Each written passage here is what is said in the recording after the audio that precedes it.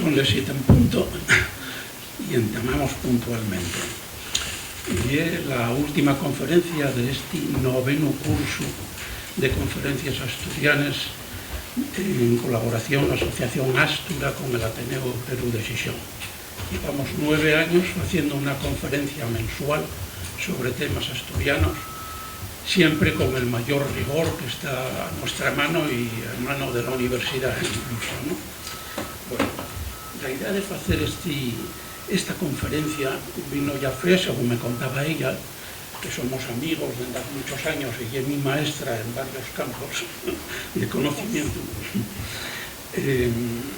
Túvola precisamente en el Sidrón, viendo rescatar los fósiles de los 13 neandertales que habían vivido xuntos, traballado xuntos e morreron xuntos en aquella cueva por un suceso dramático cuyas causas non se conocen.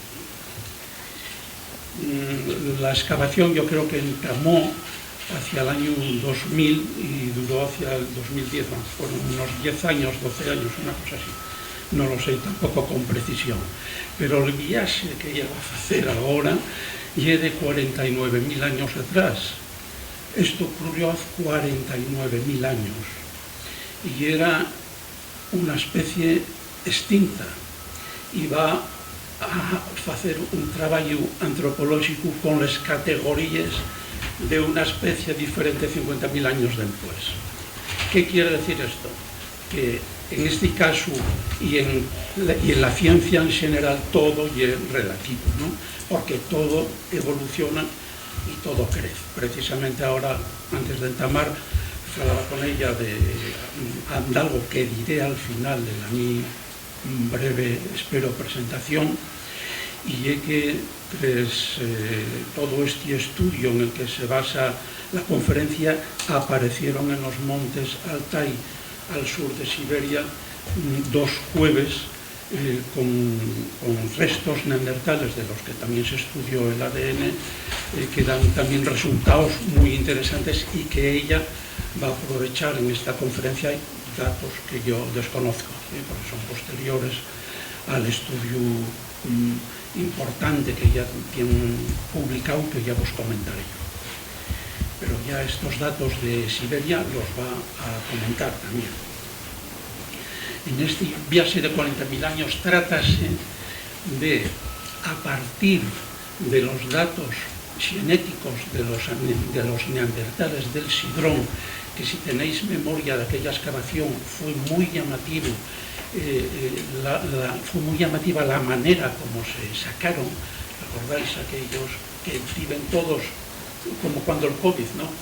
Con trajes blancos para que no hubiera ninguna contaminación del ADN moderno con el ADN neandertal? Probablemente recordáis aquellas imágenes. Quiero recordar también que llamó mucho la atención porque era la primera vez que se hacía en un yacimiento arqueológico una intervención de este tipo. Bien, pues con esos restos de ADN investigados por Antonio Rosas, que era el paleoantropólogo forense de la excavación del Sidrón, un científico del CSIC de fama internacional, por Carlos Lalueza Fox, que es también paleoantropólogo, paleobiólogo, paleogenetista, efectivamente, y especialista en genética antigua precisamente, y reconstructor de la línea genética neandertal en particular. Gracias a ellos se llegó a conclusiones muy importantes a partir de los 13 neandertales del Sidrón. Marcos de la Rasilla, que fue el director arqueológico de la excavación, decía que lo significativo de estos resultados, y es lo que dio pie al estudio antropológico de fe, y que en esos análisis aparecen 3 linajes en las mujeres. Hay 3 mujeres que tienen linajes diferentes, la A, la B y la C, y sin embargo todos los adultos masculinos son solo del linaje A. qué lleva eso? Lleva a pensar en lo que ya Lévi-Strauss había publicado en su famosísimo libro del año 49, Les estructuras elementales del parentesco, que existía ya el tabú del incesto, importantísima tesis que es la piedra angular de la antropología moderna. Y es decir, entre los neandertales, los paisanos tenían que buscarse la vida, pero tenían que respetar totalmente a la madre, a los hermanos y a los fillos.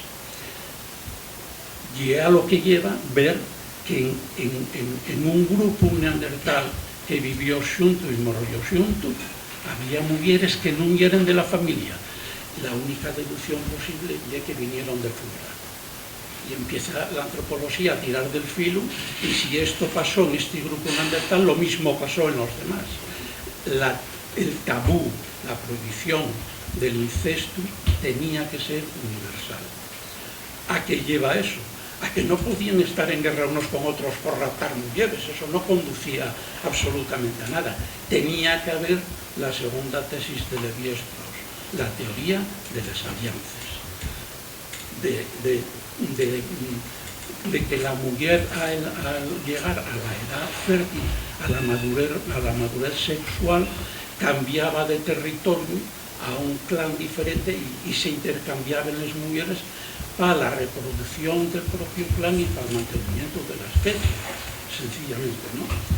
Eso se llama patrilocalidad, y el término antropológico que se emplea. Bien, entonces, si existían estos linajes diferentes en el clan del Sidrón, quedan tres preguntas fundamentales por hacer, ¿no? El tabú del incesto era general, y es la primera. El concepto de familia, el concepto de parentesco, iba más allá del propio clan. Y es decir, las mujeres que estaban ahí falaban de los hostillos, de los cuñados, la madre, la matriarca, que creo que llamaban, falaba del suegro, respecto a los parientes, entre comillas, políticos de otros clanes. En fin, la antropología tiene herramientas para ir deduciendo toda la historia, bueno, toda, no, gran parte de la historia social y cultural que se deriva de datos aparentemente tan sencillos, ¿no? Y poco más, quería nada más, porque a partir de eso, Jeffé, la que va a hablar, incorporando, como os decía al principio, todos los datos que yo desconozco de las excavaciones de los montes de Altai en la Rusia siberiana. Pero sí quería deciros una cosa, para terminar. El 20 de octubre de 2022, la revista National Geographic publicaba este artículo. Identifican la primera familia neandertal de la historia, identifican la primera familia neandertal de la historia. Y dice, lo que tengo subrayado en amarillo, dice: se trata de la familia de neandertales más antigua documentada en la historia de la antropología. Se han encontrado muchos fósiles a lo largo de la historia, pero nunca hasta la fecha se había documentado ningún parentesco. 20 de octubre de 2022. ¿Qué fa este artículo? Muy fácil. No durmieron esa noche, porque está copiando dos artículos de la revista Nature, que conoceréis, una de las dos más importantes del mundo en publicaciones científicas, que el día anterior, 19 de octubre, publicaba el primer retrato genómico de una familia neandertal, 19 de octubre de 2022. Y en la misma revista, el mismo número de Nature, se publicaba también un artículo muy importante, firmado entre 35 científicos de todo el mundo por el mismo Svante Paavo, Premio Nobel de Medicina el año pasado, y líder, digamos, del Instituto Max Planck de Antropología Evolutiva en Leipzig, en Alemania. Este otro artículo, el mismo día que el anterior que os acabo de citar, conocimientos genéticos de la organización social de los neandertales. ¿Qué os quiero decir? Que Fe Santoveña, aquí presente, tiene publicado un inmenso y formidable estudio antropológico sobre el parentesco entre neandertales, muy largo, denso y difícil, apasionante. Tiene una lectura, ya de los subrayados son míos, tiene una lectura apasionante, muy documentada, impresionante. 2 años antes de que Nature publicara erróneamente, pero sus artículos eran los primeros en reflexionar y definir la antropología del parentesco. Fe estuvo primero y Nature no lo reconoció nunca, porque es una modesta profesora de secundaria en Asturias, natural de Vivaño, pero fue la primera antropóloga en el mundo en publicar un estudio así. Y no hay por nada, pero yo, y espero que vosotros, vamos a dar un inmenso aplauso.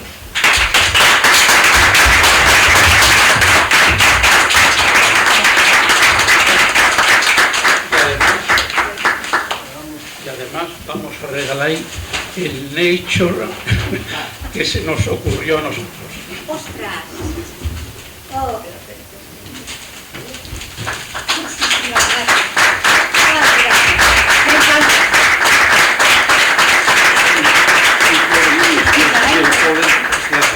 No, además, me viene muy bien para la explicación de sanidad. Perfecto, maravilloso. Es como decía ahora ella, que lo más Nature que se nos ocurrió. Me las piernas, ¿eh? ¿Dónde podríamos apagar la luz y tal? No tengo ni idea. Yo creo que no se puede.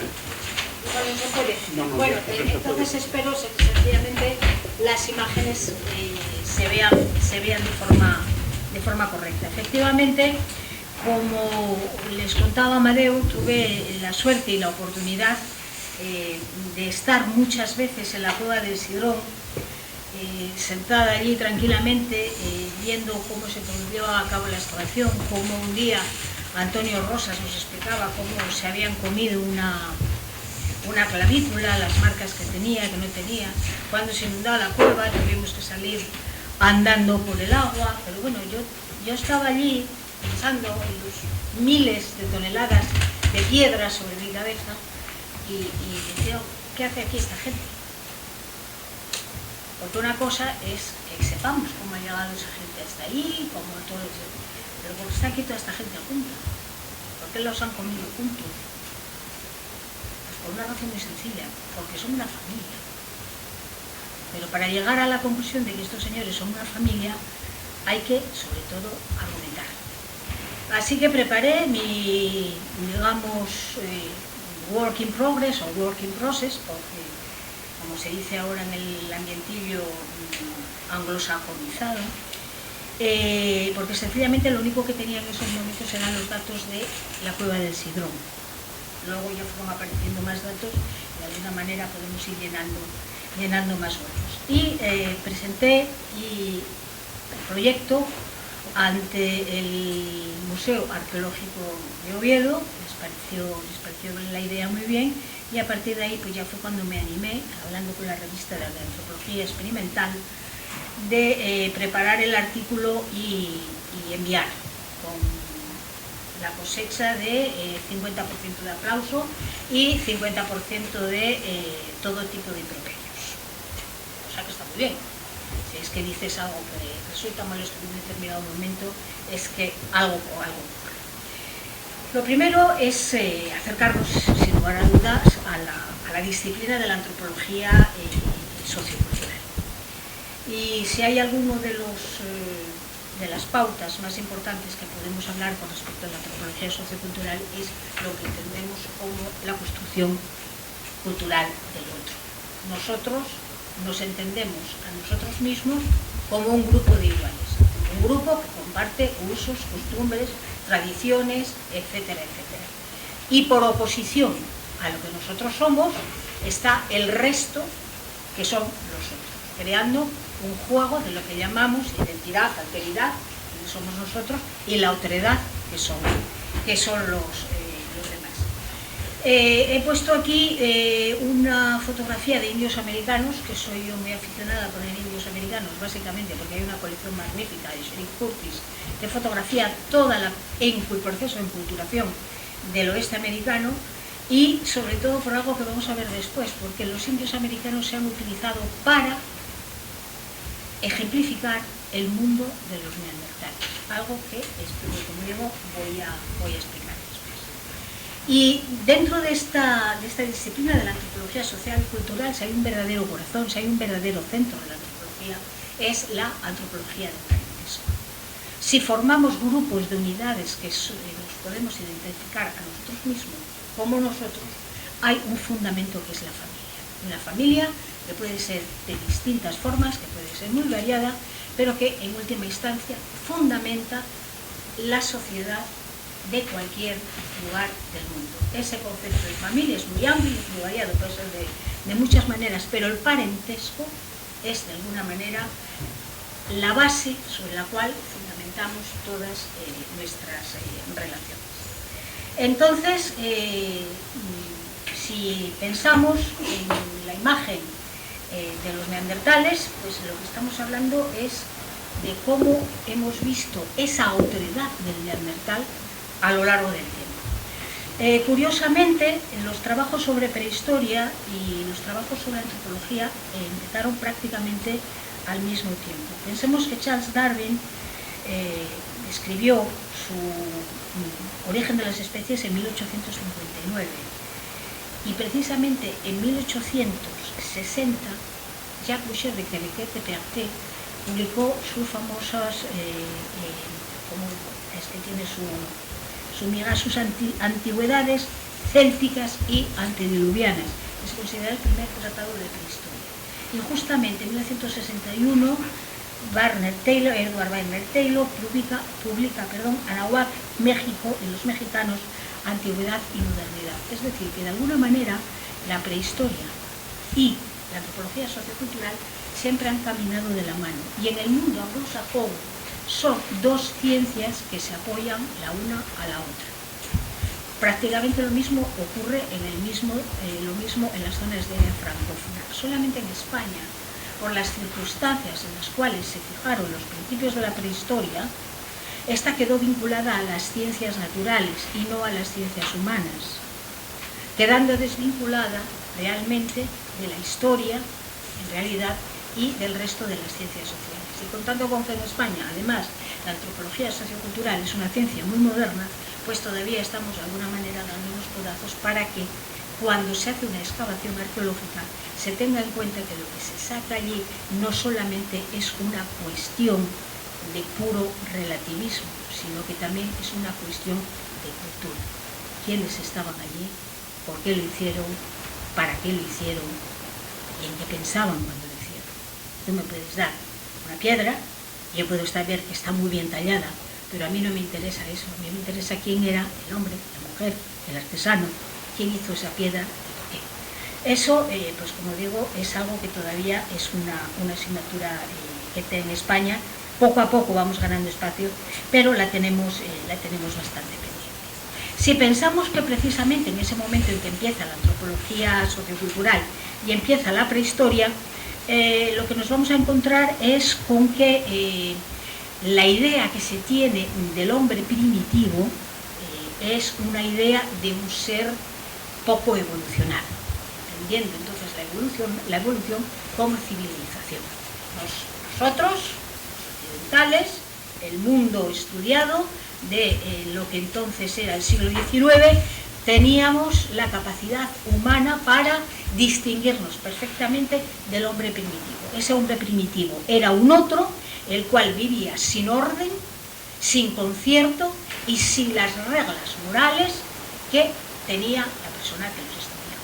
Baste pensar en cuestiones como cuando McClellan escribe a propósito del matrimonio primitivo, o sencillamente Bachofen escribe a propósito del matriarcado. Esos libros ahora mismo están totalmente faltos de conocimientos y de fundamentos científico, como el caso de Bachofen, imaginando un mundo absolutamente falto de leyes, donde todo el mundo estaba con todo el mundo, y entonces las mujeres tomaron el mando, adoradoras de la luna, y se hicieron con el control de la natalidad, para que luego los hombres, adoradores del dios Sol, pues acabaran consiguiendo el control de la sociedad y por lo tanto el control de la familia.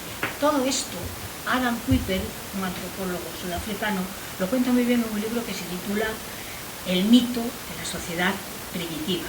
Es decir, en el siglo XIX nos inventamos un mundo al que llamamos la sociedad primitiva y volcamos en él toda nuestra superioridad moral con respecto a esas gentes incivilizadas y atrasadas, y que además en ese mundo victoriano pues incluso se las aplicábamos a cualquier pueblo que se van encontrando mientras se hacía todo un proceso de colonización y de absorción, vamos a decir, de las noticias que venían de otros lugares del mundo, y cuanto más primitivos eran, pues entonces más se asemejaban a la idea que ellos habían construido de esa sociedad primitiva absolutamente imaginaria.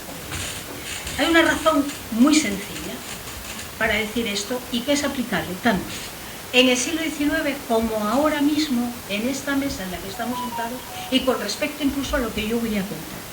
Y es que todo lo que nosotros explicamos a propósito del mundo primitivo está construido desde categorías culturales, categorías científicas y categorías emocionales que son propias de nuestro tiempo, propias del tiempo en el que se escribe, propias del tiempo de Bachofen, propias del tiempo en la que escribía pues a mediados del siglo XIX Claude Lévi-Strauss, o propias de cómo escribo yo o cómo escribe pues Antonio Rosas a finales o principios del siglo XXI. No tenemos la más mínima idea de cómo eran las categorías culturales de los hombres primitivos, y no tenemos la más mínima idea por una razón muy sencilla: están extintos, llevan miles de años extintos.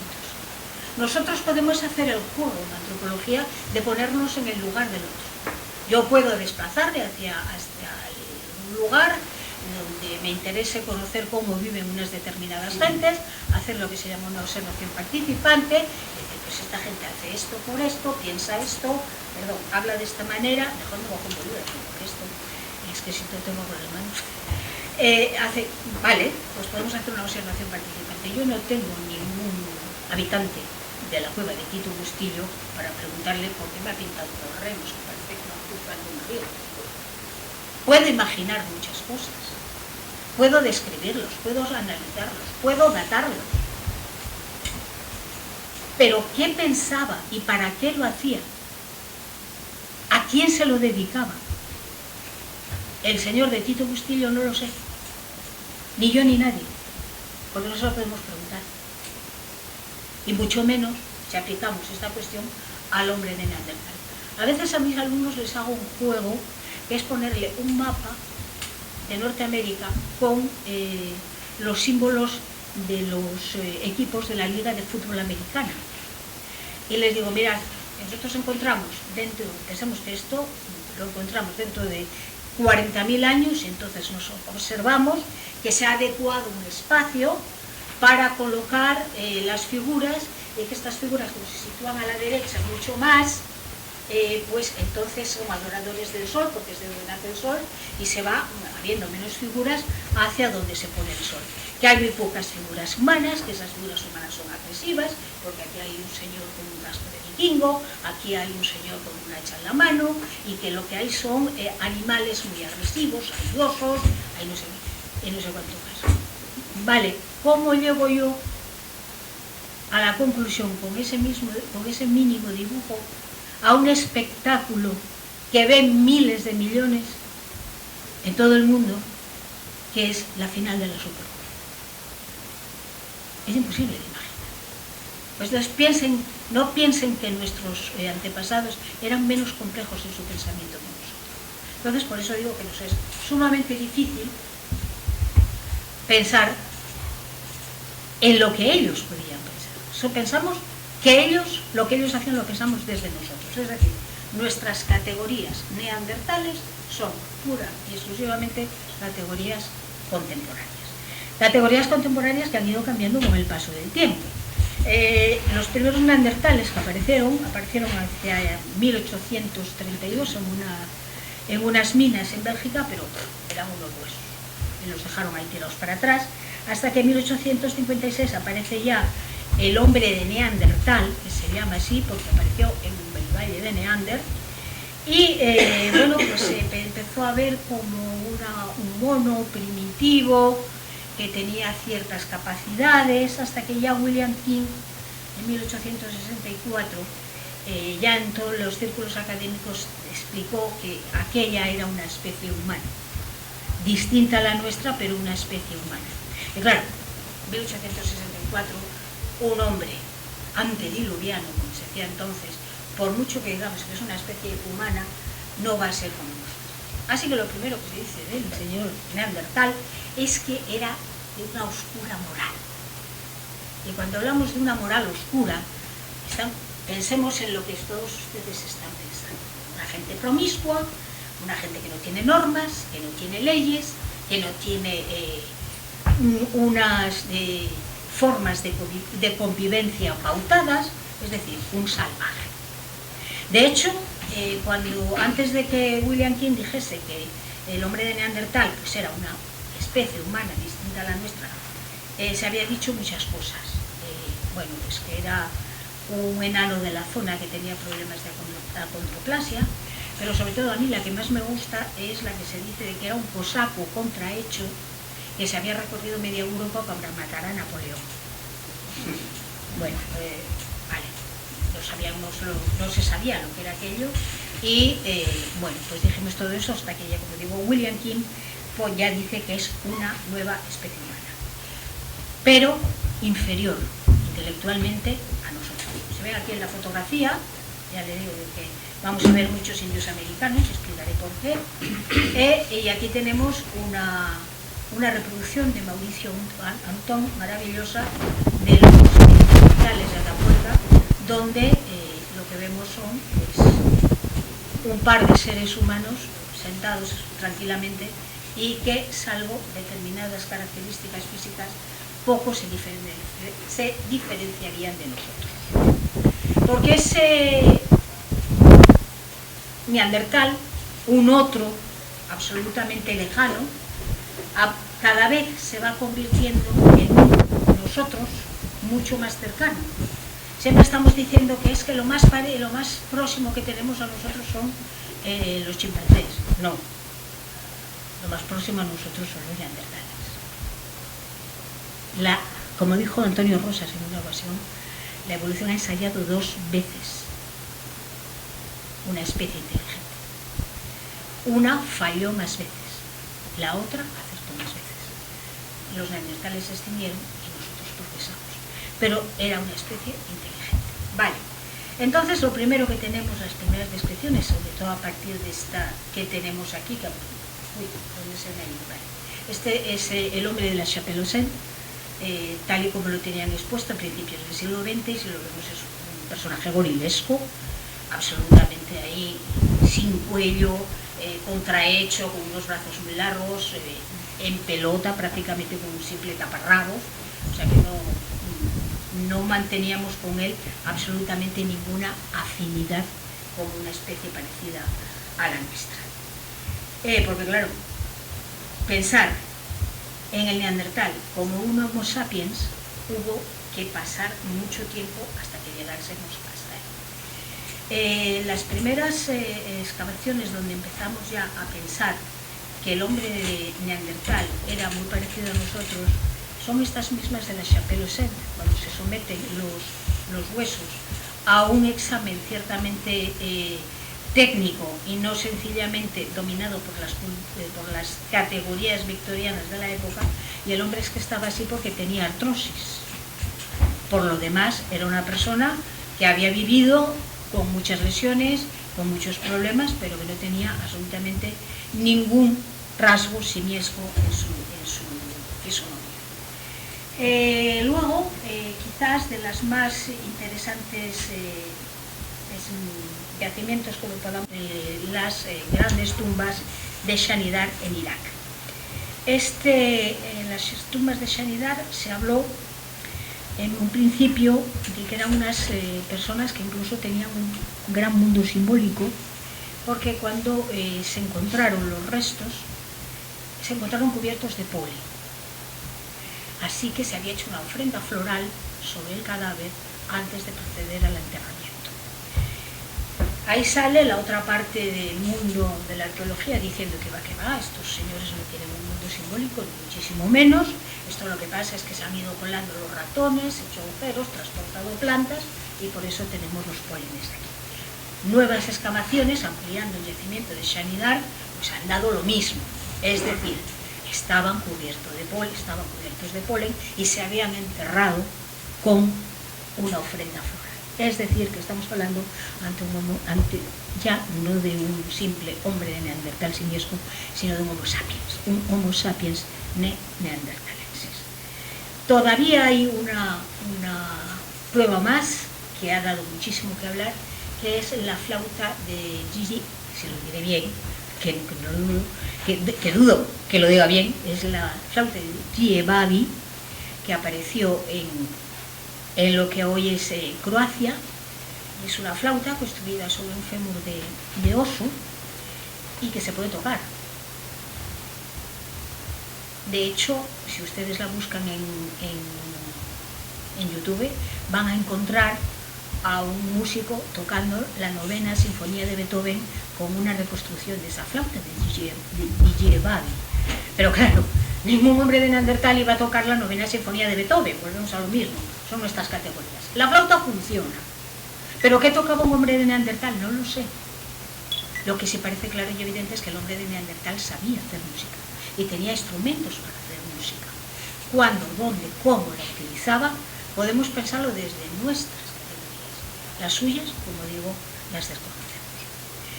Luego, ya que teníamos todas estas ideas, entonces empezamos a pensar en el hombre de Neandertal como un ser evidentemente capaz, inteligente, organizado, pero ¿tenía acaso un pensamiento simbólico como lo tenemos nosotros?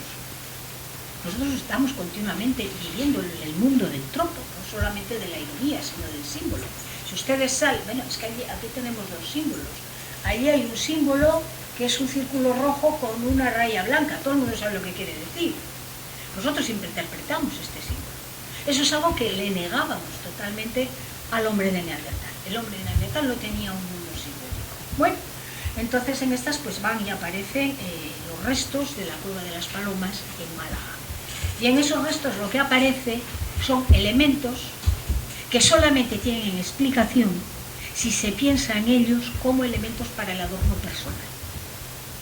No tienen una función ni para procurarse comida, no tienen ninguna función para crear armas, no tienen ninguna función para curtir pieles, no tienen huellas de uso que digan que se utilizaron para trabajar la madera, simplemente son uñas, piedras, conchas, una serie de cuestiones que dices, esto, si se utilizó para algo, es para adornar a la persona.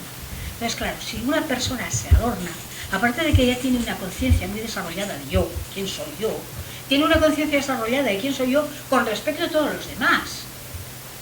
Quiero que me vean de esta manera. Y no solamente quiero que me vean de esta manera, sino que lo que me ponga encima va a significar un rango social.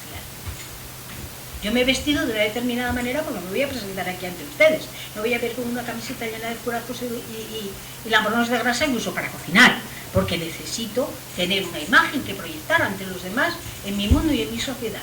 Si los neandertales se arreglan, se preparan, se engalanan para presentarse ante los demás, es que ya tienen categorías simbólicas de quiénes son en el entorno social en el que viven. Cuando se publican estos trabajos que llevó a cabo el arqueólogo portugués João Silao, pues entonces, ¿qué vamos a hacer? Utilizar de nuevo nuestras categorías para aplicarlas al mundo de los neandertales. Y esta imagen que tenemos aquí, vuelve, ven a mí, aquí está. Esta es la imagen que se creó sobre los restos entendidos como elementos de adorno de la Cueva de las Palomas. Señor, esto es un indio hurón de la costa noroeste de los Estados Unidos. Pero claro, ¿a quién se le encarga que haga un dibujo para el National Geographic representando un neandertal engalanado? Es una empresa del norte de los Estados Unidos y aplica sus categorías. Bueno, pues me parece perfecto que aquí al lado precisamente tenemos un indio hurón del siglo XVIII y aquí tenemos la representación que se hace de los neandertales con sus plumas, sus pinturas, una pelliza maravillosa que lleva puesta, la fotografía está cortada, una pelliza maravillosa que lleva puesta, muy bien sujeta y muy bien confeccionada, muy lejos de los 4 harapos que habían puesto al hombre de las Pelosens, y por lo tanto ya lo que tenemos es esa especie humana que decía Antonio Rosas, un Homo sapiens neanderthalensis. Claro, ¿qué tiene esto que ver con el parentesco? Bueno, vamos allá. Lo primero que tenemos que saber es, entiendo, 4 pequeñas cositas a propósito de la antropología del parentesco. La antropología del parentesco tiene, como se dice siempre, esa palabra maravillosa, que es la de un pionero que es el antropólogo norteamericano Lewis Henry Morgan, al que conocemos todos por un libro titulado Ancient Society, publicado en 1871, y que Friedrich Engels, moviendo algunas frases, algunas comas, y dando como siempre la solución que siempre daban Engels y Marx, fuese cual fuese el problema sociopolítico, que era la abolición de la propiedad privada y el poder del proletariado, pues entonces cogemos la Ancient Society, la transformamos y sacamos el origen de la familia, la propiedad privada y el Estado. Hoy quizá hubiese habido algún que otro juicio por plagio, pero bueno, la historia es así y así la dejamos. Sin embargo, lo que prácticamente no se conoce, en España no está traducido, es el System of Consanguinity and Affinity and the Human Family, publicado pues, precisamente en 1864. Recordamos que Arawak había sido apenas de 3 años antes. ¿Qué es lo que va a hacer Lewis Henry Morgan, basándose precisamente porque él era abogado y representaba los intereses de los indios americanos de la costa oeste, es decir, los intereses de los hurones que hemos visto antes? Va a estudiar el parentesco y entonces lo va a dividir básicamente en 2 vertientes. Por una parte está la familia de sangre, aquellos con los que tú tienes una relación genética directa, tus hijos, tus hermanos y tus padres, y aquellos otros que son familia tuya por acuerdos sociales, lo que nosotros llamamos parientes políticos o que en el mundo anglosajón se conoce como in-law, por la ley. ¿Vale? Esta forma de diferenciarlo lleva a que tengamos que utilizar un lenguaje que nos permita reconocer en todo momento cómo se distribuye el parentesco. Y aquí empezamos con el primer problema. Cualquier de estos artículos que cojas que están hablando sobre el parentesco entre neandertales obvia absolutamente el lenguaje singular que se utiliza para la descripción del parentesco en antropología social y cultural. Hay como un ninguneo. Vale, me parece muy bien. A mí no se me ocurre cuestionarme todas las simbologías que hay en una tabla de Mendel, porque la he hecho un químico. Y entonces a veces me pregunto, ¿por qué se cuestionan ustedes, no digo ustedes, sino cierto sector que no es anglosajón del mundo de la antropología y de la arqueología y de la historia, por qué tanto se cuestionan ustedes el lenguaje que se utiliza para describir el parentesco si está escrito por los únicos especialistas en parentesco que hay, que son los antropólogos socioculturales? Bueno, pues aquí lo que tenemos es básicamente esto es un hombre, esto es una mujer, esto es un matrimonio y esto es un destino de Este es el punto de partida para establecer cualquier relación de parentesco. Además, el parentesco se lee siempre de derecha a izquierda, porque se lee de forma ascendente. Siempre hay un punto de vista, está en negro. Esa persona es el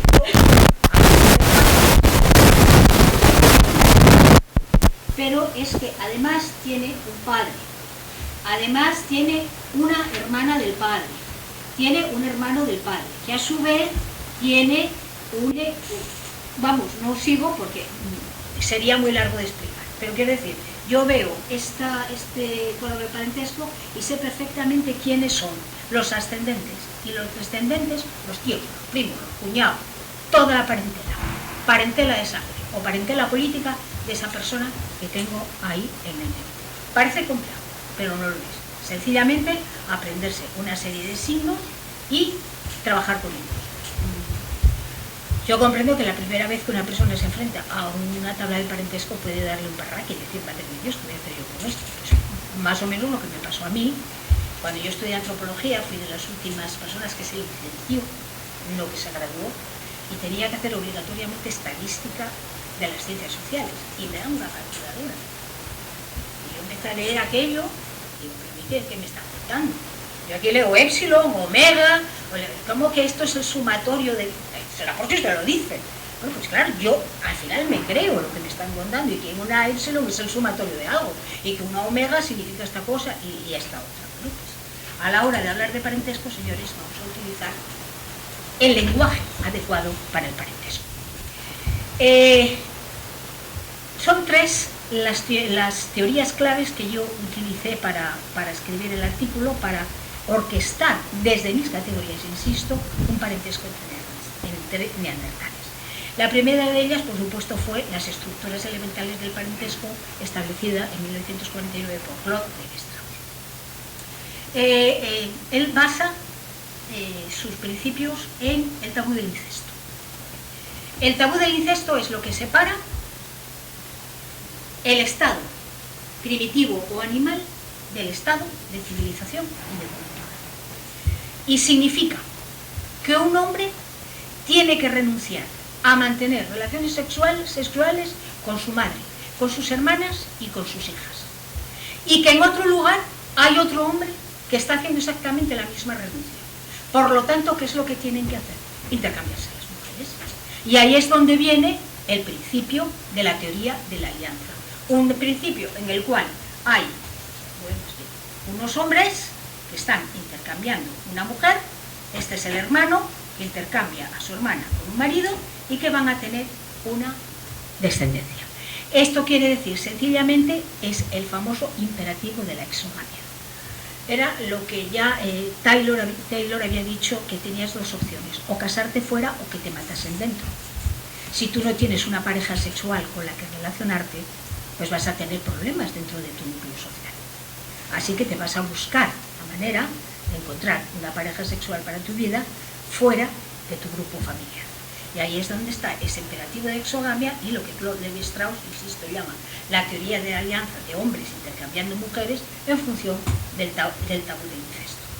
Y en esta llega Robin Fox, pero que Robin Fox tiene, en sus sistemas de parentesco y matrimonio, tiene una visión mucho más zoológica, si lo queremos decir así, que la que tenía Lévi-Strauss, que era un funcionalista, un estructuralista.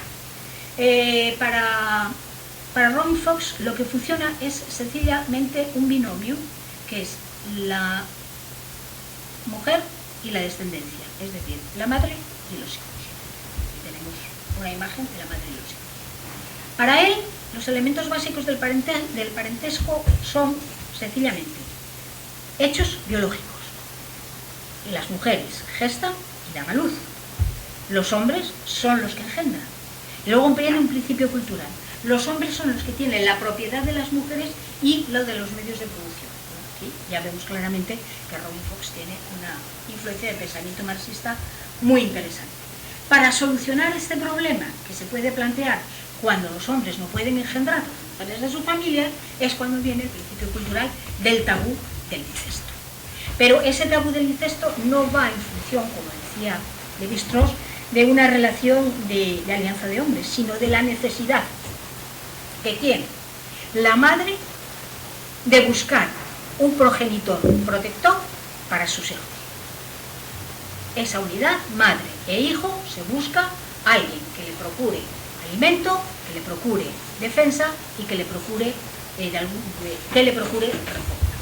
De hecho, trabajó con primates, primates y parentesco humano en el 2007, donde él vuelve a abundar otra vez en el hecho de que en su caso trabajó con gorilas, los gorilas reconocen a sus hijos. Entonces, esa relación madre e hijo en el mundo de los grandes primates funciona. Ay, pero señores, resulta que en 2008 aparece el primer kinship del etólogo canadiense Bernard Chapais, y que él describe que hay dos formas en las cuales nos podemos relacionar sexualmente cuando vivimos en comunidad. Y una es pues, el sistema de grupos multimacho y multihembra.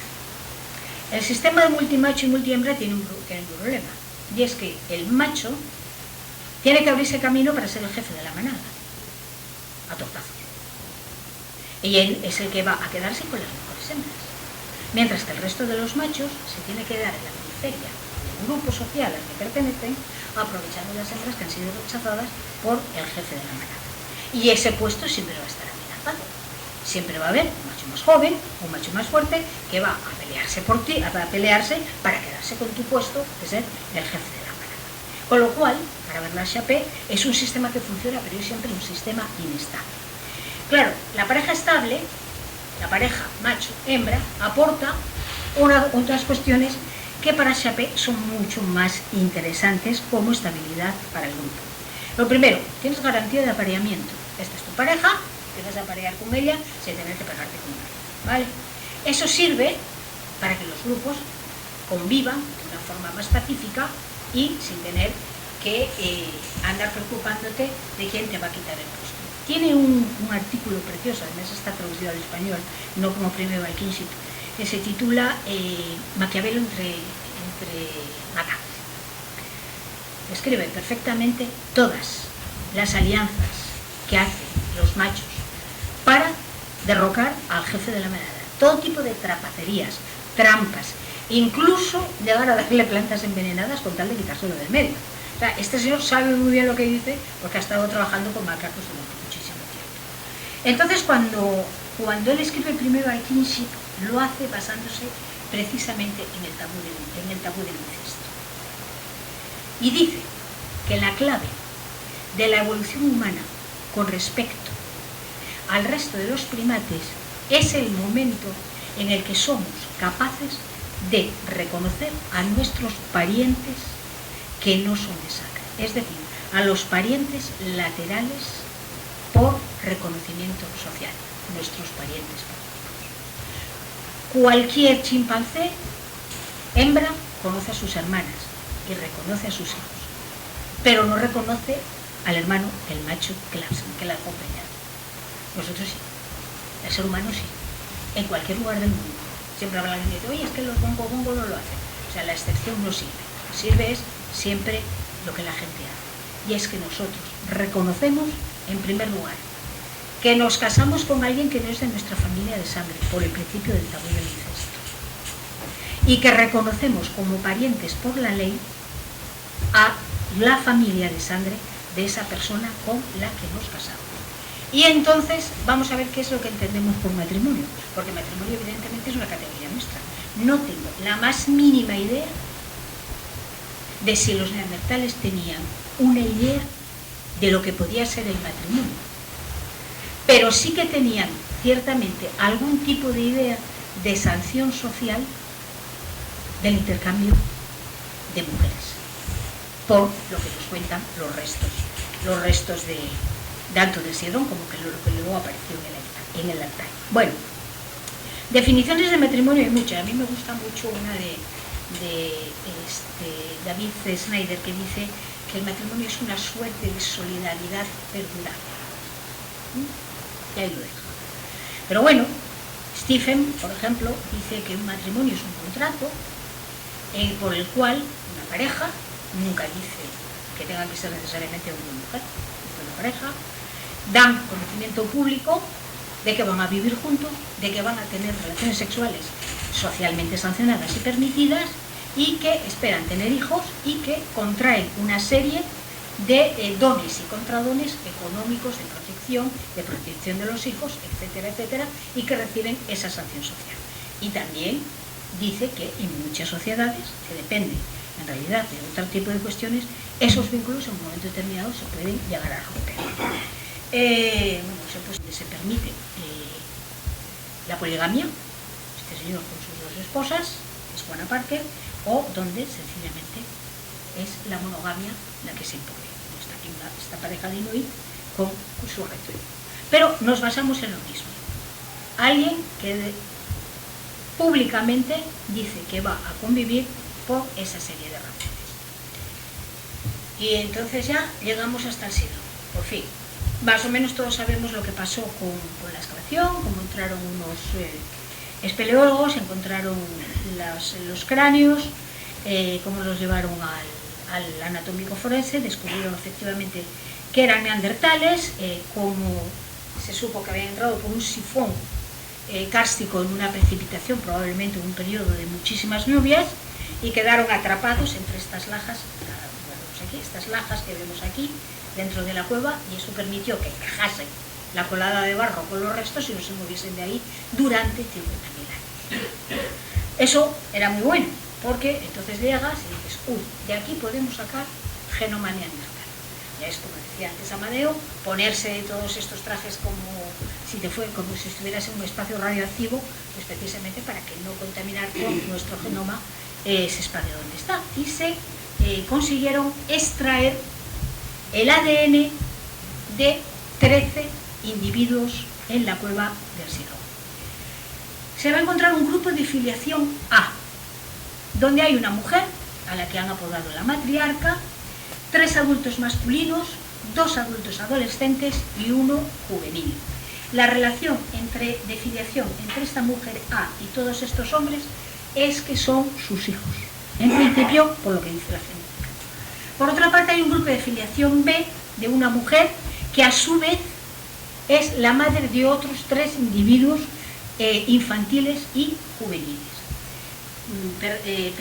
Sí, esta de aquí, un grupo de filiación C, una mujer, un adolescente, un juvenil y un infantil, que el sexo ya está determinado, son 2 chicos y que, volvemos a lo mismo, es el mismo tipo de filiación, es su madre, en este caso.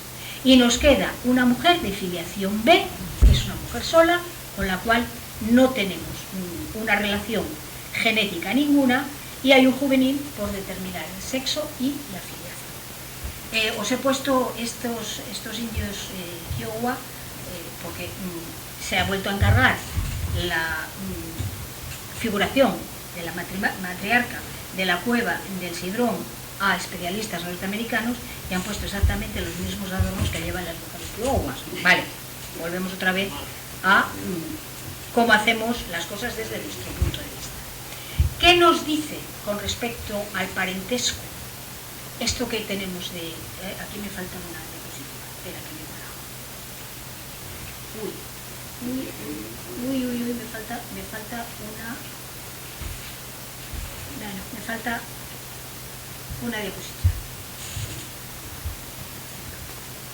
Que probablemente borré por error. Bueno, en esta diapositiva lo que tenemos es una madre, una mujer, que ha tenido una relación con un número N de hombres que desconocemos y que ha tenido varios hijos, que se nombran siempre desde el mayor, hijo mayor, hasta el hijo menor y luego se numeran. Hijo 2, hijo 3, hijo 4, hijo 5. Se atribuye al hermano mayor la relación sexual consentida de la mujer B, con la cual ha tenido al menos 3 hijos. Y quedan fuera del diagrama de parentesco la mujer B y ese otro que no sabemos quién es. ¿Esto qué significa?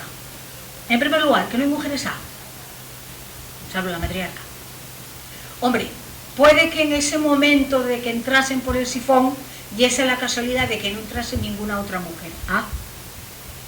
Pero contando con que entraron 13 y con que lo que normalmente se atribuye a los grupos neandertales es que sean grupos de 10 o 12 personas, es muy chocante que no haya ninguna otra mujer de filiación A, salvo la mayor madre de la mayor parte de los varones que hay ahí. Sin embargo, las otras dos mujeres son de grupos distintos, B y C.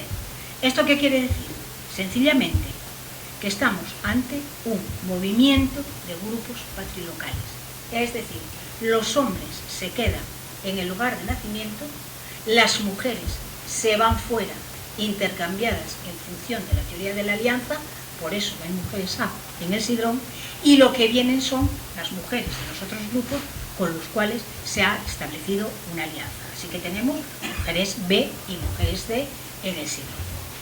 ¿Cómo podríamos ampliar este conocimiento? Pues tendríamos que tener otra vez la suerte inmensa de encontrar otro Sidrón donde resulta que encuentres el yacimiento del grupo matrilocal B, es decir, con una madre B y un montón de hijos B y ninguna niña B porque se las han intercambiado.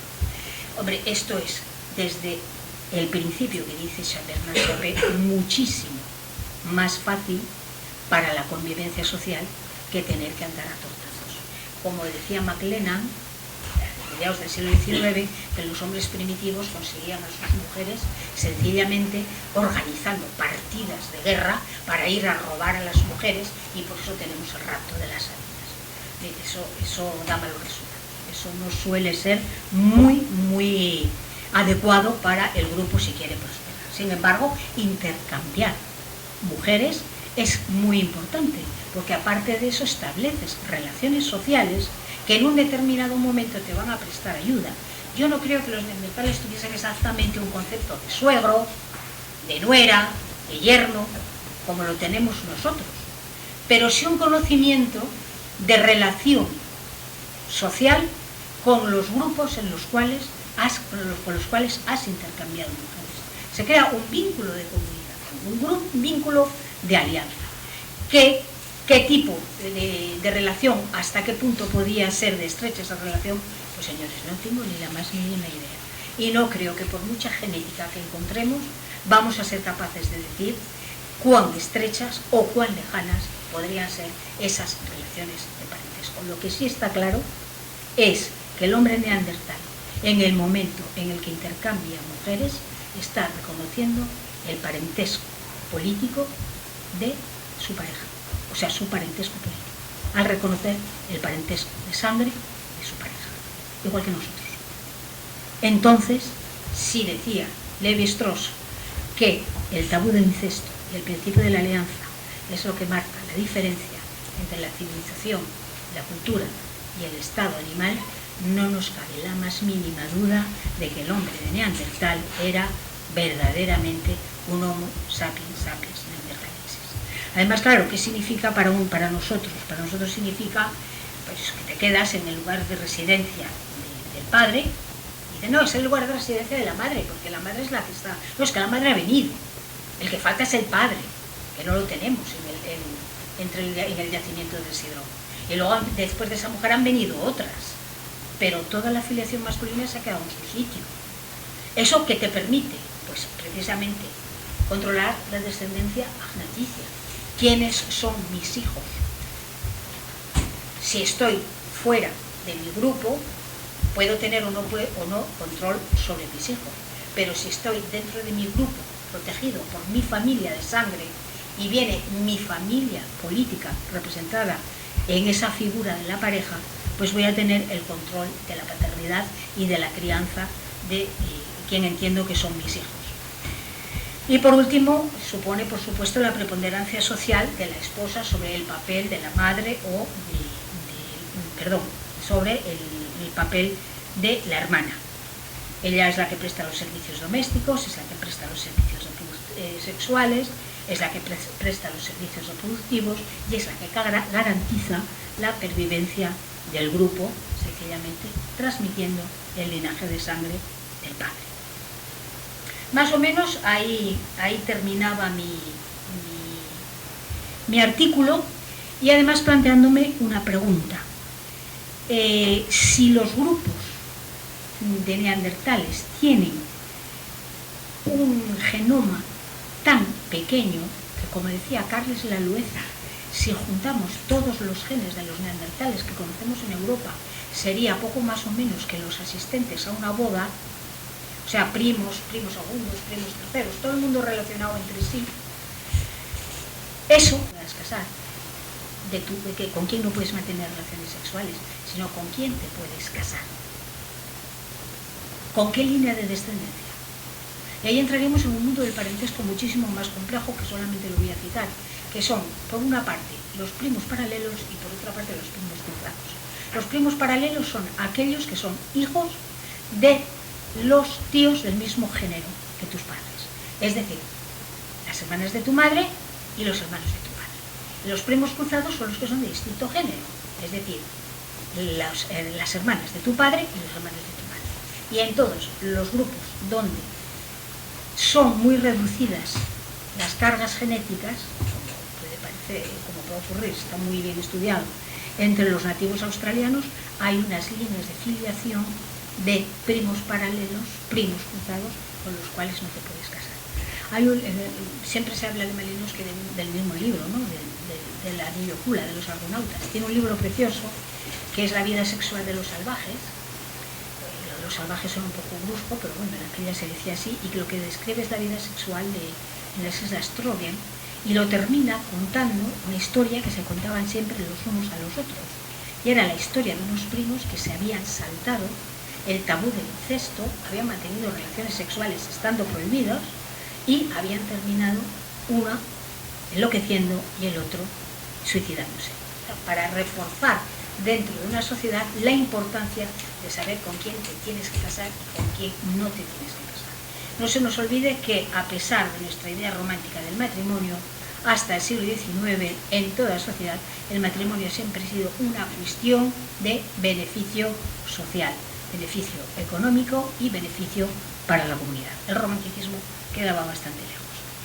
Mientras, como dijo antes Amadeo, pues ya se publicaba este artículo en la revista de Antropología Experimental, yo sabía, bueno, por supuesto la misma trola que contó aquí Amadeo, se han encontrado muchos fósiles a lo largo de la historia, pero nunca hasta la fecha se habían documentado ningún parentesco.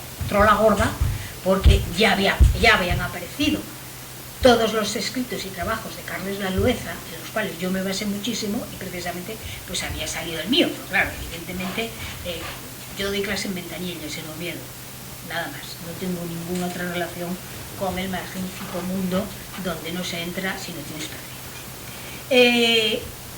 Yo había estado hablando durante bastante tiempo, tanto con Antonio Rosas como con Carles Lalueza, a propósito de un yacimiento que ya ellos tenían conocimientos, había empezado a excavar en los años 2000, en los cuales ellos me explicaban precisamente lo que estaban encontrando, y que lo que estaban encontrando era que la variedad genética en estos grupos, que tendrían unos 5.000 años más que los del Sidrón, entonces sí, probablemente sea la familia más antigua, pero no la primera documentada, todos entre ellos tenían un parentesco que no iba más allá de primos en tercer grado. Primos en tercer grado es muy próximo, y para que no se produzcan verdaderos problemas de descendencia genética, casarse entre primos en tercer grado requiere un control social de la descendencia y del tabú del incesto sumamente importante. No lo sé si estos señores lo tenían o no lo tenían, o si precisamente esa falta de control sobre un cuello de botella genético tan importante es una de las múltiples razones que confluyen en un punto para la desaparición de los hombres de Neandertal. Me falta una E. Son 13 individuos también los que han aparecido en las cuevas de, si a veces lo digo bien, Yagiskaya y Okladinov, para mi manejo personal, los yacimientos del Altai, y donde se han descubierto una relación de familia entre un padre y una hija. Una cosa es el ADN mitocondrial, que es el que se aplica en el Sidrón, que dice quién es hijo de qué mujer, y otra cosa es cuando se aplica el factor Adam, que es el que te dice quién es hijo de qué hombre, ¿no? Entonces aquí aplicaron el factor Adam y entonces se sabe que hay una niña adolescente que es hija de uno de los restos de hombre adulto que hay. Además, aparecen unos posibles primos y una tía, con lo cual tendríamos un diagrama de parentesco mínimo. Es decir, aquí tendríamos el ego, que es la niña adolescente, que tendría una madre que no conocemos y que tendría un padre que sí conocemos, que es el que está datado a través de la genética. Pero nos dicen que tiene una tía muy próxima genéticamente a él, a esta mujer adolescente. Pero también nos dicen en el artículo que las mujeres vienen de fuera, que se practica precisamente el mismo sistema que en la cueva del Sidrón. Es decir, la patrilocalidad. Las mujeres de la familia se van fuera y las mujeres de otros grupos vienen dentro. Entonces, claro, si tenemos una tía muy próxima en parentesco, lo que tenemos que pensar es que ha venido de fuera. A mantener una relación, que yo utilizo el símbolo de matrimonio, porque es el que me parece más adecuado, con otro de los señores de ese yacimiento que tiene la misma carga genética que el padre que ya tenemos estudiado. No podemos decir una cosa y la contraria. Es decir, no podemos decir que tiene una tía que es de su familia directa cuando estamos diciendo que las mujeres han venido de fuera. Si es que las mujeres han venido de fuera, es que es su tía política. Es una tía que ha venido a establecerse ahí. Pero ¿qué ocurre? Que la diferencia genética entre este individuo, esta chica adolescente, y esta tía es tan pequeña que esta tía podría ser prima tercera de su padre. Volvemos a lo mismo. La carga genética de los neandertales es extraordinariamente pequeña. Y creo que ya va siendo hora de que ponga fin a esta charla. Muchísimas gracias por su atención, a Astura por sacarme de la caverna y traerme hasta aquí, y quedo a disposición de ustedes para cualquier tipo de pregunta que quieran hacer.